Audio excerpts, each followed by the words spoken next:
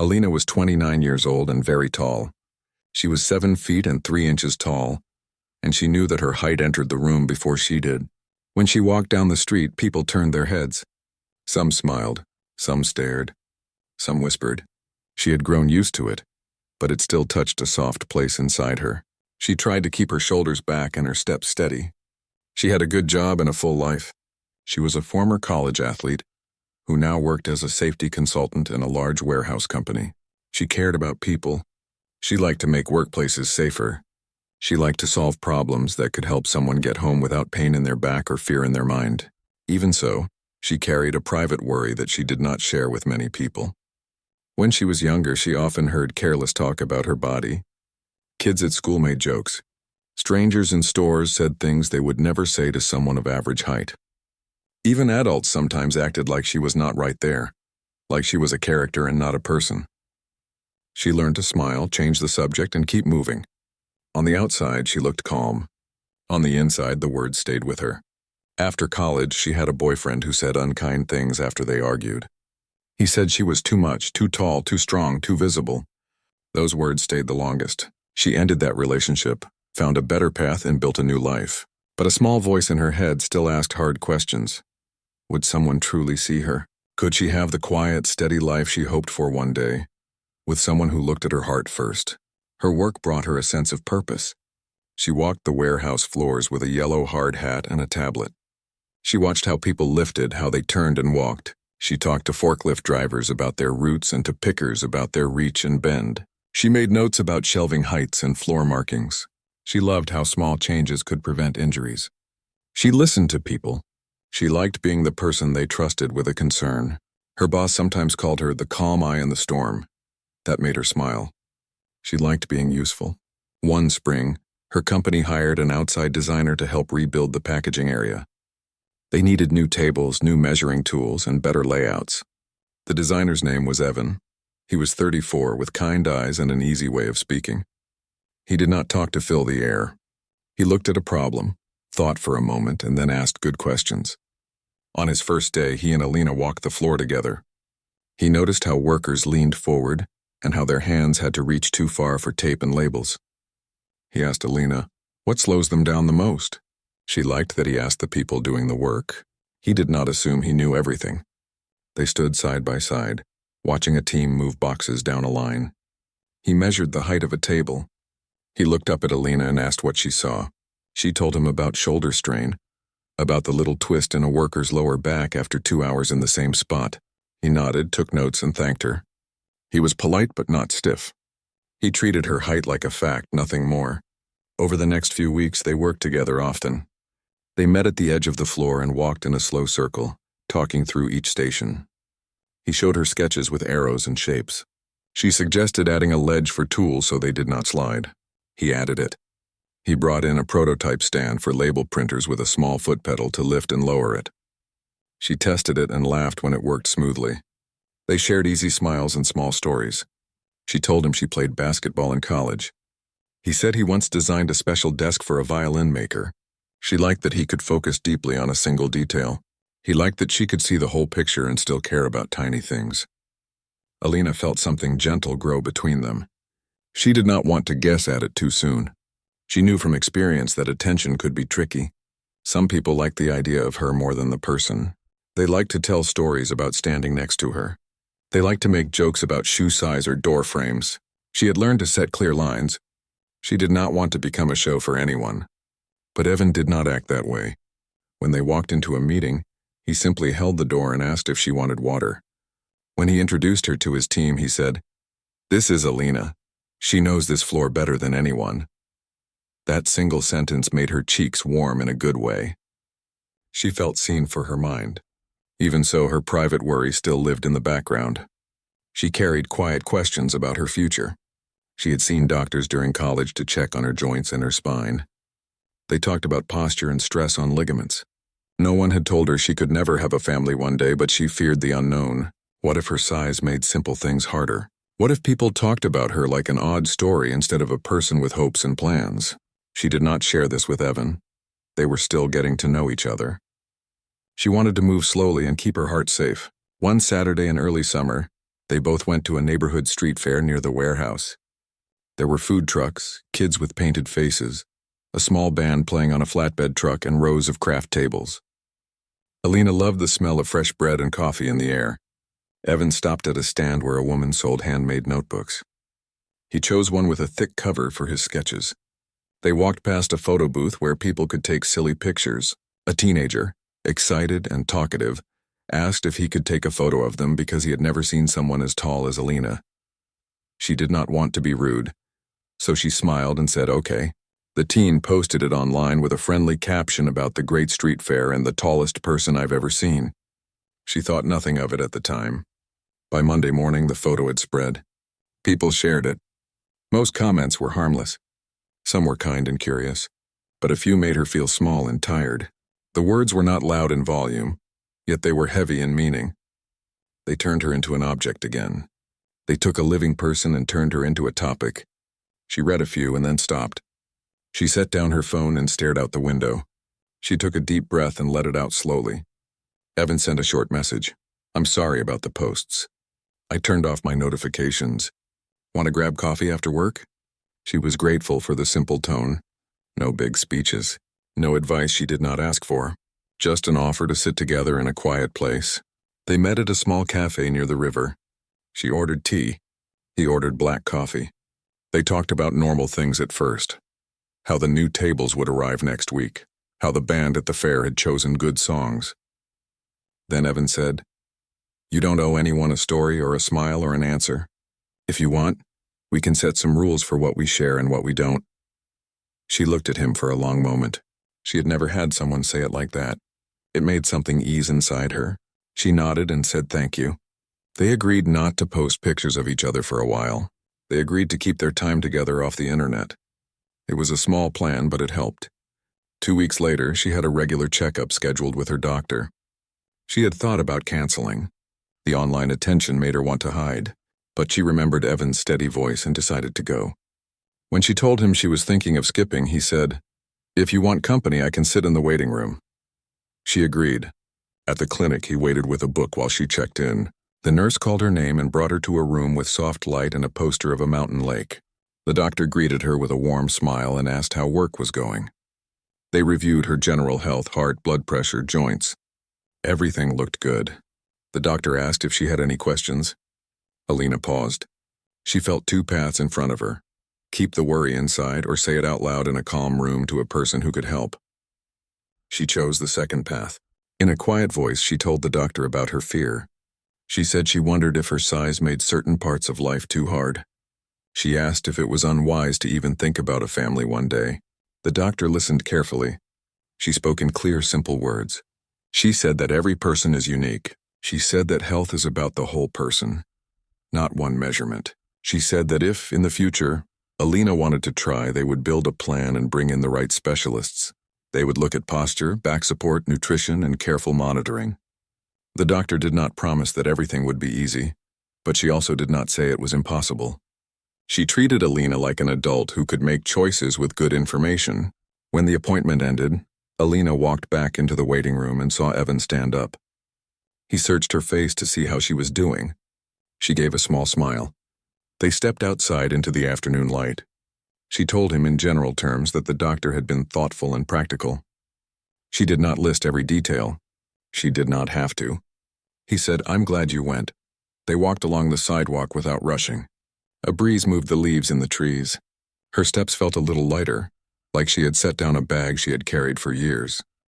In the weeks after the appointment, Alina felt a change that was small but steady, like a light coming on in a quiet room. She and Evan kept their promise to live simply and protect their privacy.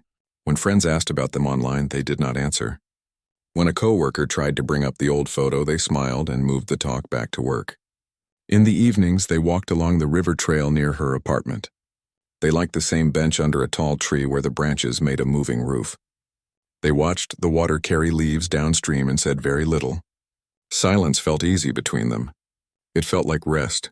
One night they sat on that bench with cups of warm tea in their hands. The sun had gone low and the sky had a soft blue color. Evan said in his calm voice, "I want what you want. Not what the internet wants. Not what strangers think. Only what is good for you and for us. Alina took a slow breath. She said, I want a life that is not a show. I want a home where we listen to each other. If one day we hope to grow our family, I want to do it with care. Evan nodded.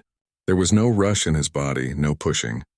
He said, then we will make a plan that is kind. They kept things quiet and thoughtful. They met with a nutritionist who spoke in practical steps. The nutritionist helped Alina build a simple plan.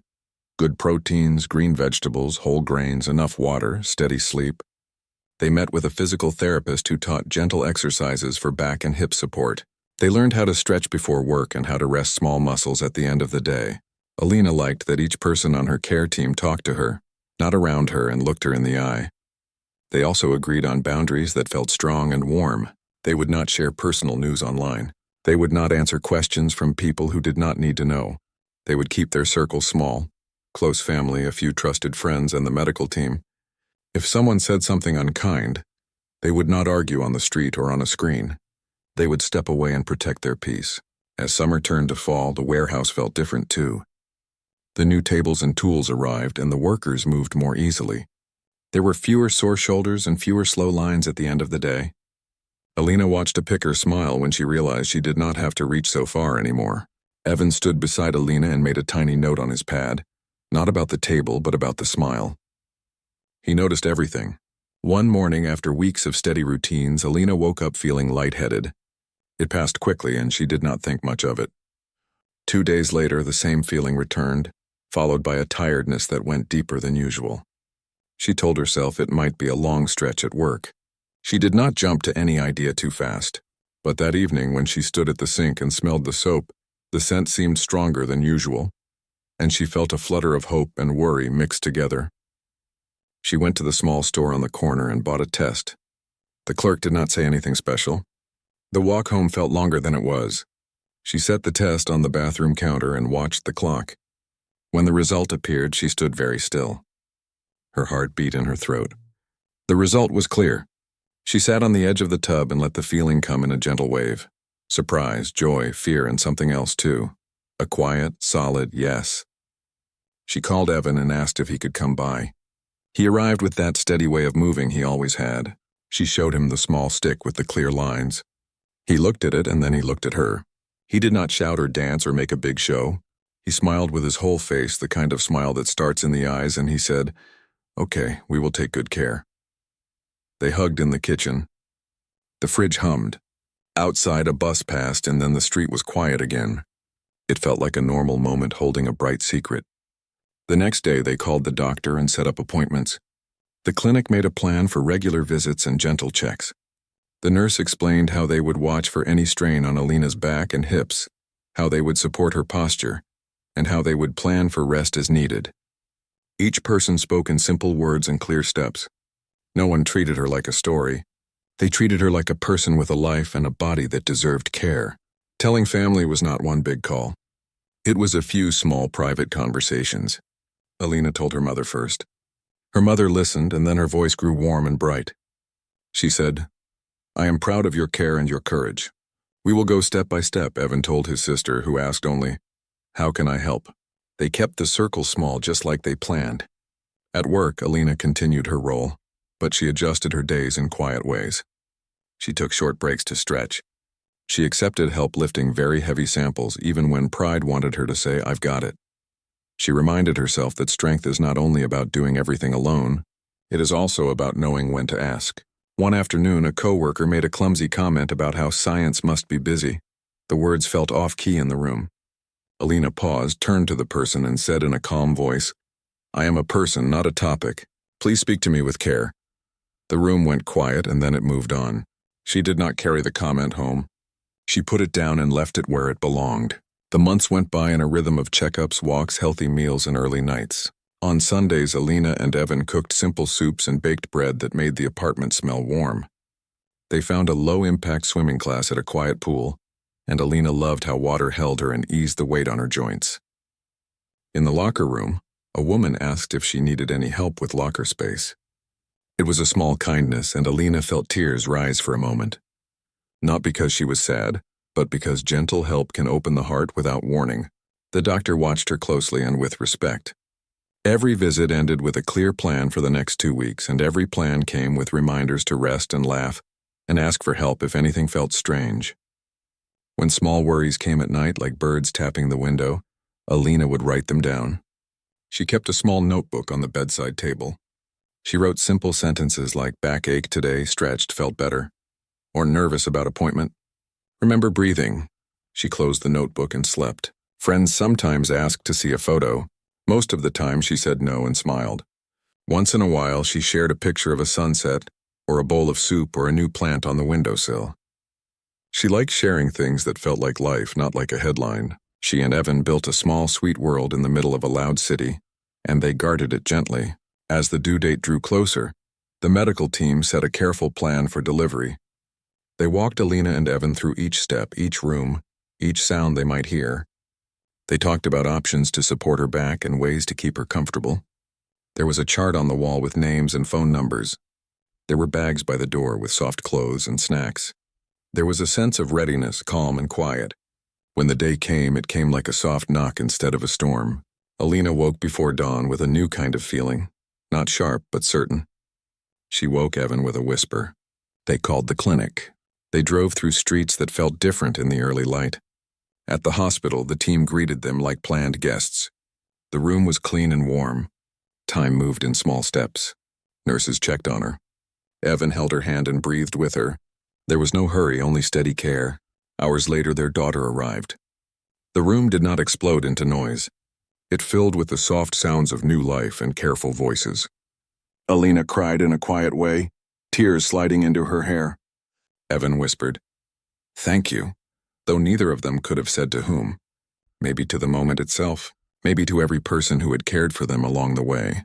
They looked at their child and then at each other, and there was a sense that the world had both grown larger and settled closer. They stayed at the hospital for the time the team advised, then went home to a small apartment that now felt like a new country. The first days were a blur of tiny tasks and deep feelings.